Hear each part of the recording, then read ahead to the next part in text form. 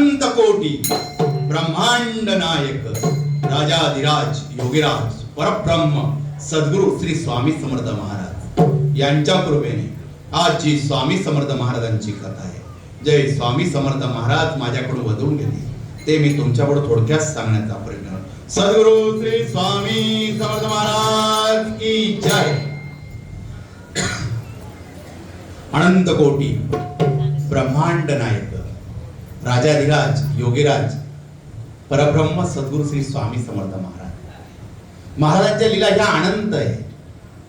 कारण की ब्रह्मांड नायक प्रत्येक भक्ताची काळजी करत असतो आणि प्रत्येकाची काळजी घेण्यासाठी हा ब्रह्मांड नायक प्रत्येक भक्ताच्या पाठीशी उभा आहे.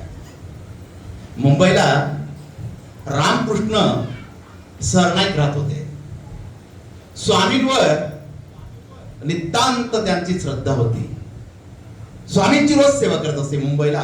आणि मुंबईला स्वामी सुतांचा मठ होता आणि स्वामी सुताला स्वामी समर्थ महाराजांनी सूत मानले होते.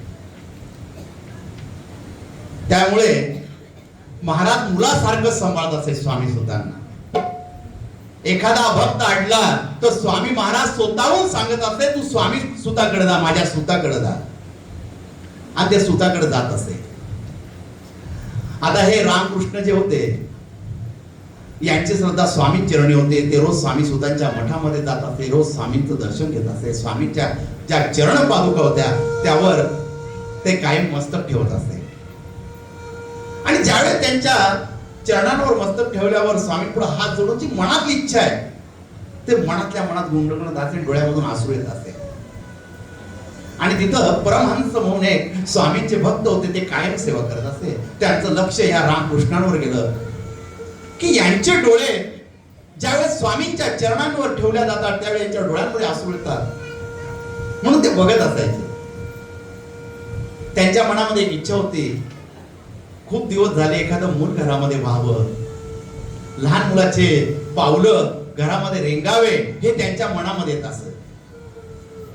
आणि घरी आल्यावर पत्नी त्यांच्याकडे पाहत असते, आज स्वामींना सांगितलं का, कधी माझी ओटी भरल्या जाईल, मी बी कधी आई होईल, हे तिच्या मनात कायम प्रश्न निर्माण होत असते.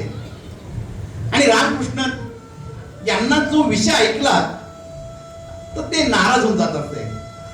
म्हणून दुःख कोणाला सांगावं की आपल्या घरात बाळ नाही का कोणाजवळ बोलावं, म्हणून ते तिथून निघून जात असते. दिवस चालले होते पण महाराजांनी यांच्या नशिबामध्ये वेगळेच प्रसंग लिहून ठेवलेले होते. पत्नी एक दिवस सकाळी उठली आणि तिला थोडा त्रास जाणू लागला. आणि ज्यावेळेस त्रास जाणू लागला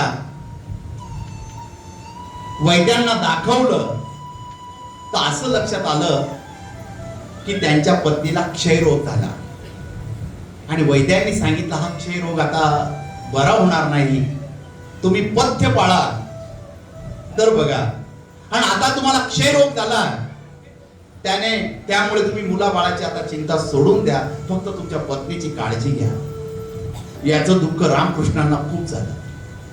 आणि स्वामी सुतांच्या मठामध्ये आले, स्वामींच्या चरणावर डोकं ठेवून रडू लागले. तिथं, स्वामी काय चुकलं माझं, आयुष्यामध्ये काय कमी पडलं, माझं पुण्य कुठं कमी पडलं स्वामी महाराज. एक दुःख होतं स्वामी, बाप बनायचं होतं पण बाप तर नाही बनवलं स्वामी, आणि पत्नीला क्षयरोग दिला.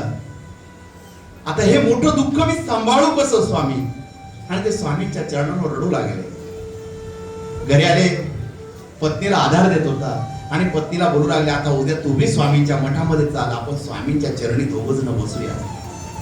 दोघ जण स्वामी सुतांच्या मठामध्ये आले आणि स्वामींच्या चरणां पादुकांजवळ बसलेले होते आणि स्वामींना विनंती करत होते. आणि मनामधून एक हाक आली, माझ्या दर्शनाला अक्कलकोटला आहे, तुझ्या मनातलं समाधान होईल.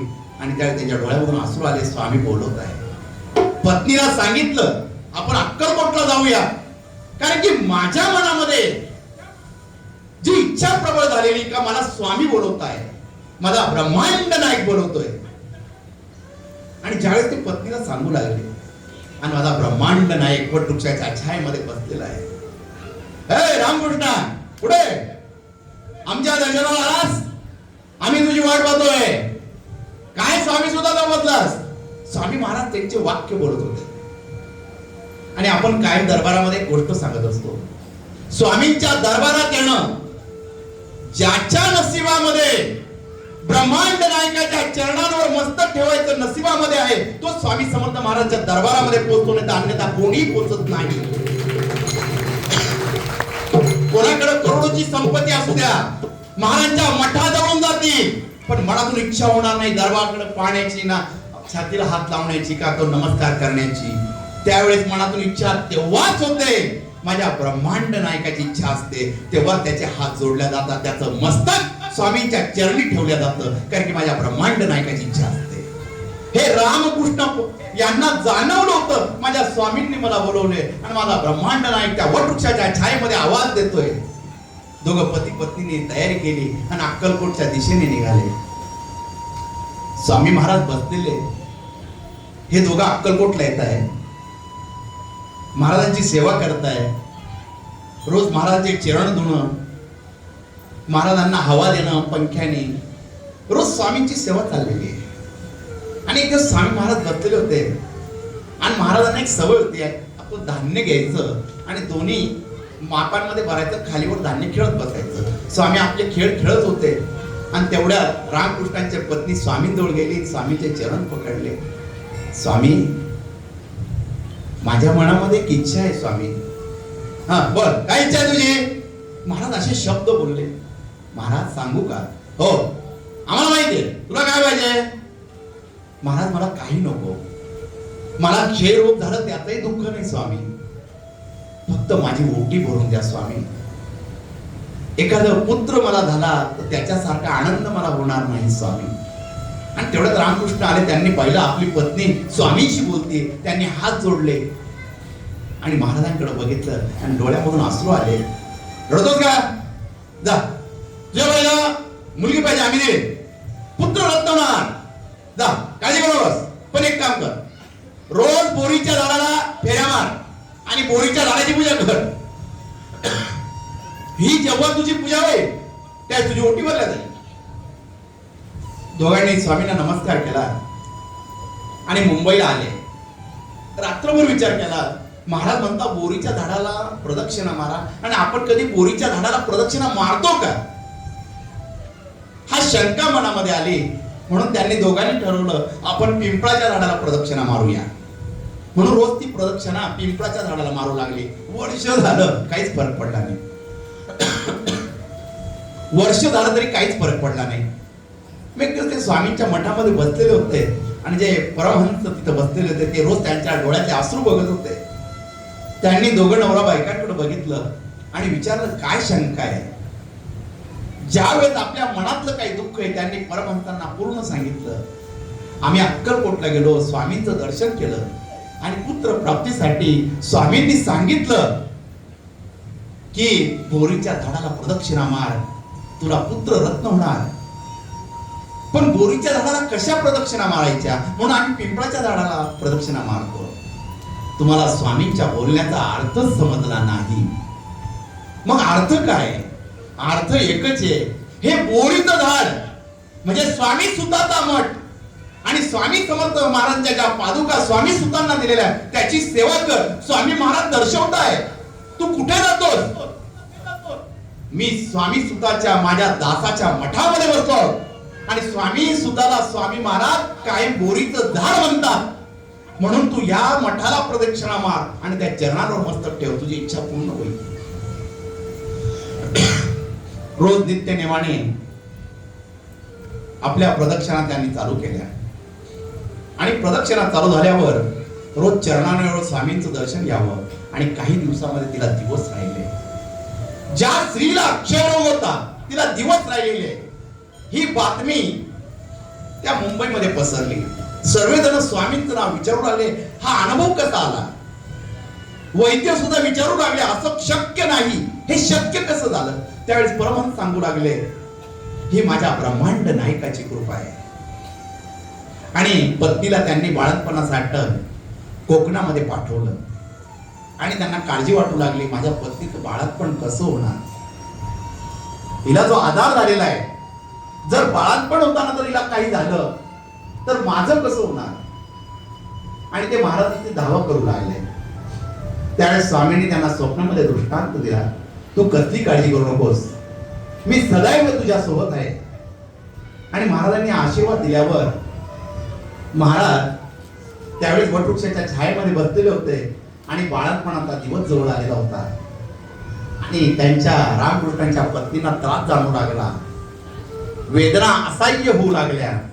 त्यावेळेस ती स्वामींचा धावा घेऊ लागला. त्यावेळी माझा ब्रह्मांड नायक त्या वटवृक्षाच्या छायेमध्ये बसलेला होता, हात मागे टेकवलेले होते आणि महाराज शांत बसलेले होते. आणि महाराज तिथून म्हणताय, काळजी करू नकोस, मी आहे. महाराज हे शब्द बोलताय, तू कसली काळजी करतेस, तुझा बाप अक्कलकोटला बसलेला आहे, तू कसली काळजी करतेस. महाराज एवढे शब्द बोलत होते.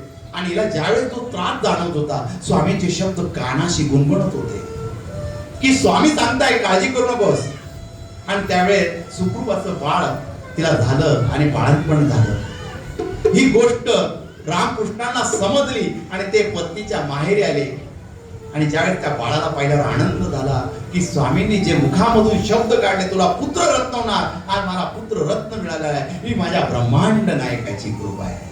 आणि त्यावेळेस ते आपला अनुभव आपल्या पत्नीला सांगू लागले. त्यावेळेस पत्नी बोलू लागली, मला सुद्धा स्वामी सांगताय काळजी करू नकोस, मी तुझ्या सोबत आहे. आपण अक्कलकोटला गेलं पाहिजे. 1-1.5 महिन्याने ते अक्कलकोटला आले आणि स्वामीजवळ आपल्या बाळाला घेऊन आले. महाराज आशीर्वाद देत आहे, तिला क्षय रोग झालेला आहे.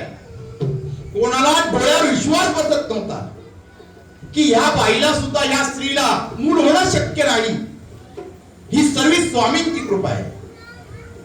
त्यावेळेस स्वामी महाराजांना दया आली आणि महाराजांनी एक जळतं लाकूड फेकलं आणि सांगितलं, हे रोज उघड आणि आपल्या शरीराला लाव, तुझा क्षयरोग सुखद बरा होईल. ही स्वामींची कृपा तिच्यावर झाली. आणि हे सर्व चालू असताना एका सावकाराची पत्नी तिथं आलेली होती आणि तिने हा स्वामींचा चमत्कार पाहिला आणि स्वामींना विनंती करू लागली, स्वामी मलाही बाळ नाही, मलाही बाळ द्या. महाराज हसू लागले, तुला बाळ पाहिजे, आम्ही देणार. आणि कुत्र होतं, त्या कुत्र्याच्या तोंडामध्ये हाडूक होतं. स्वामींनी ते हाडूक घेतलं त्या कुत्र्याच्या तोंडामधलं आणि तिच्या दिशेने फेकलं. ती दचकली, हाडूक देत आहे आणि ती बाजूला झाली आणि ते हाडूक खाली पडलं. आणि तिथे एक गरीब स्त्री बसलेली होती, तिलाही मूल पाहिजे होतं. तिने ते हाडूक घेताना आपल्या पदरामध्ये टाकलं. स्वामी बोलले, आम्ही तिला दिलं, पण ते तुझ्या नशिबात आहे, तुला लवकरच पुत्र रत्न होणार. आणि स्वामींनी तिला आशीर्वाद दिला आणि काही वर्षामध्ये तिला सुद्धा मुलबाळ झालं. ही ब्रह्मांड नायकाची कृपा आहे. ज्यावेळेस हे रामकृष्ण स्वामीजवळ आपल्या बाळाला घेऊन आले, स्वामींच्या हातामध्ये देत आहे, हे दृश्य सर्व स्वामी भक्त बघताय आणि सर्वांच्या मुखामधून एकच जय जयकार निघतोय, श्री स्वामी समर्थ, जय जय स्वामी समर्थ, सद्गुरु स्वामी समर्थ, जय जय स्वामी समर्थ, महाराज श्री स्वामी समर्थ, जय जय स्वामी समर्थ, सद्गुरु स्वामी समर्थ, जय जय स्वामी समर्थ, महाराज श्री स्वामी समर्थ, जय जय स्वामी समर्थ. सर्वांचा जय जयकार चालू होता, सर्वांच्या मुखामधून स्वामींचं नाव होतं आणि प्रत्येक जण तो स्वामींचा चमत्कार बघत होते. हे पती पत्नी स्वामी समोर आले आणि स्वामींनी त्यांना एकच आशीर्वाद दिला, भिवू नकोस, मी तुझ्या पाठीशी आहे. श्री स्वामी समर्थ.